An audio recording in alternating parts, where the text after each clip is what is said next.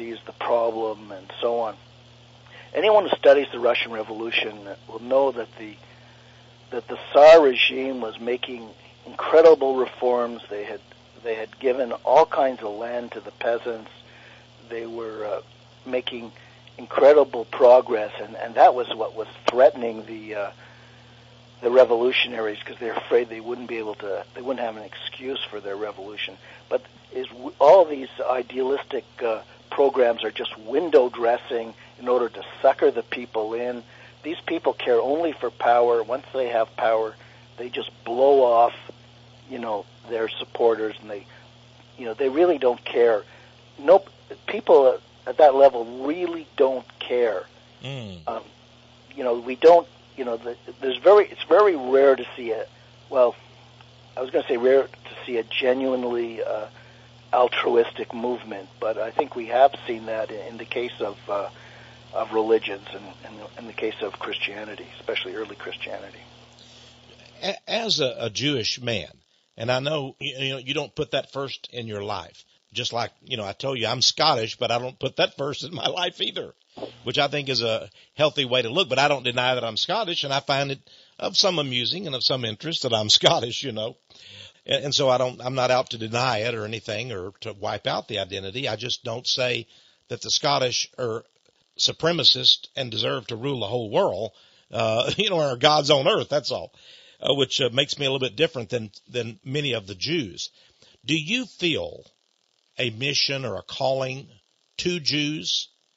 In other words, are you out to rescue Jews? Is that more important to you than rescuing just human beings at large, Henry? Big question there. I was just curious. Yeah. It's it's kind of inseparable. I would love for Jews to herald to my writings, to receive my writings, and to actually be touched by them. But unfortunately, people tend to subscribe to ideologies and beliefs that benefit them materially and offer them, social acceptance. So, in other words, the inherent truth is really a minor factor in what views people accept. You follow me? Oh yes, I do. So people. It's the old expression of what side of my toast is buttered on. They don't really. That's the world we live in. They really don't care what's true. They only care what will give them social advancement and material security. And that's been my experience. With Jews and even and of course and to non-Jews, people. It's only people who are really moved by the spirit of truth who come to these to my writings and writings like yours. It's people who care about security and social acceptance. They avoid us like the plague. I don't have to tell you that, Texe. Oh, they do, and that's true of Gentiles and Jews. You and I both know that.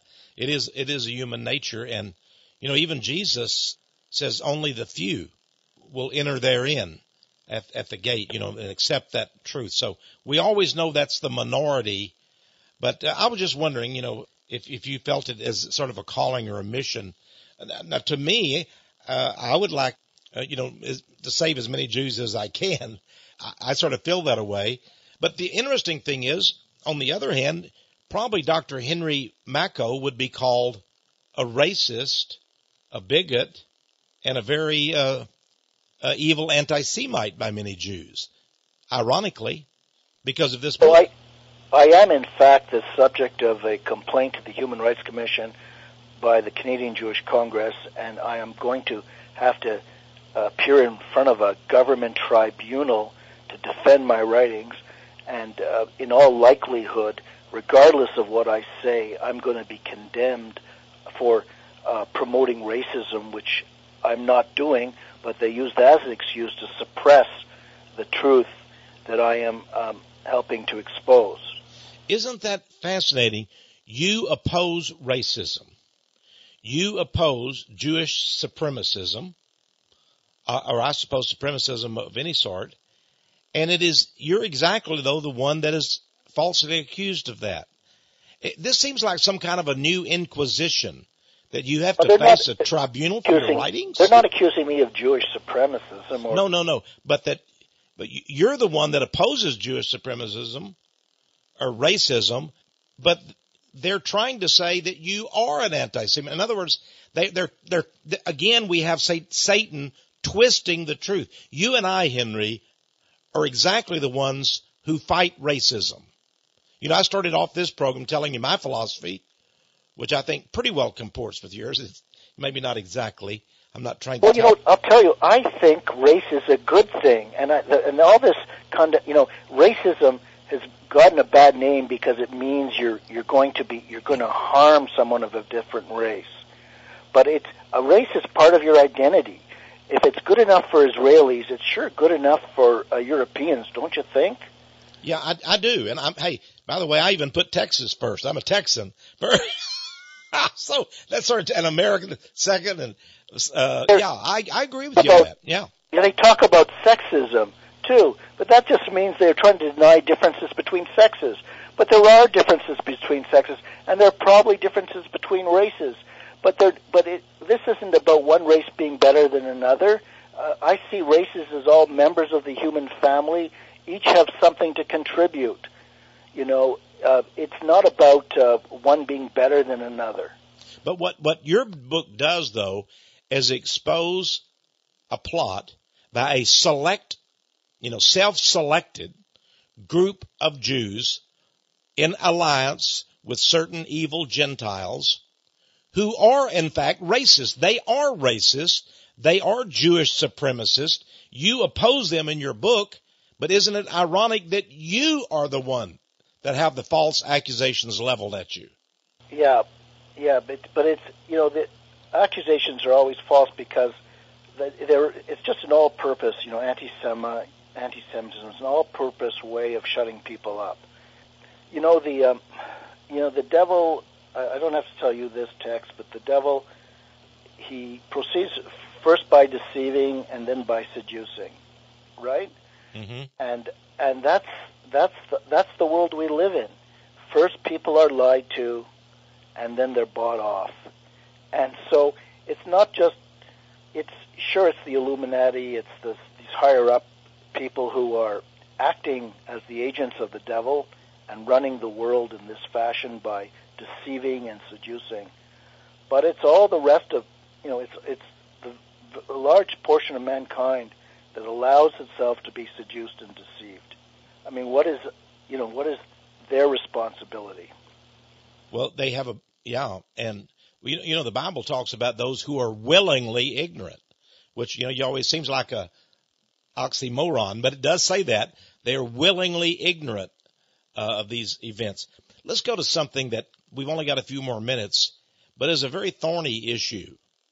The Protocols of Zion. Henry Ford said that these are an accurate picture of what is actually occurring, whoever wrote them. You talk quite a bit in your book, Illuminati, about the Protocols of Zion. Do you see these protocols, this agenda, actually taking place today? Well, yes, I do. But more importantly, in my book, I show and argue why they're not a forgery. I explain why they're not a forgery, and I basically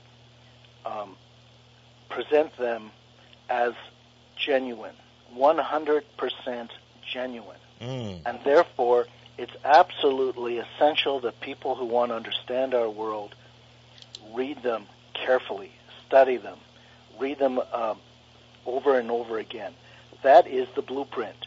It was never meant to get out. When it did get out, they had to say, "Oh, it's a forgery, and you're a terrible anti-Semite." The Protocols of Zion aren't anti-Semitic. They're basically a plot by a tiny little group of Masonic Jews who are related to the bankers. All Jews aren't responsible for what a tiny secret society does. True. Are they? No more than all Italians are responsible for what the mafia does. Mm-hmm. So why should Jews take responsibility for the protocols, and why should Jews try to help suppress them that just incriminates them.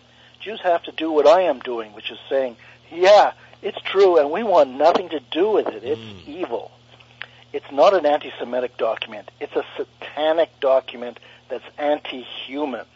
Oh, that is really important. Boy, it's a satanic document. It's not an anti-Semitic. You know, we only have about 1 minute or so left here, Dr. Makow. It seems to me, if we could get your book, Illuminati, the Cult That Hijacked the World, in the hands of millions of people, we could change this world. But it seems dubious. We're going to get as many as we can. The question I want to ask you in the very short time that we have left here, 1 minute or so,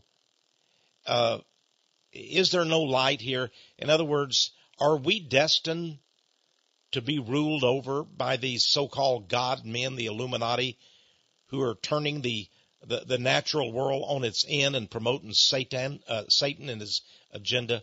Is there hope for us? Well, there are places where I can look for hope, and one of, and I think there are causes for hope. One is the fact that I can publish my book and you can help me distribute it. That's a helpful sign that people who want information can get it. That's hopeful. The fact that the internet is still relatively free, I think, is another very helpful, very, very hopeful sign, and we have to make sure that it remains free. And finally, I think we have to take some solace from the fact that I think events are going to unfold more slowly than we expect. We tend to have a kind of apocalyptic view of things. I like to think we have a couple of decades left before things get grim. This is a very long-term conspiracy, and they're going to be happy just to see people like me and you, Texe, die natural death, and deal with the younger generation that isn't quite so obstreperous. Well, they're in trouble because we have a lot of young listeners, Dr. Henry Makow, and I think we're going to pass on the torch. Hey, I want to thank you, Dr. Makow, for being my guest today. Please stay with me. I want to talk with you right at the end of the program after it's over. But thank you so much for your courage, for your writings, and I hope to have you as a guest again very soon. Well, thanks very much, Texe. Well, this is Texe Mars. My guest has been Dr. Henry Makow, author of Illuminati, the Cult That Hijacked the World. Hey, there is hope. The Bible gives a lot of hope. Revelation, the final book in the Bible, tells how it's all going to end. And I'm telling you, I smile every day.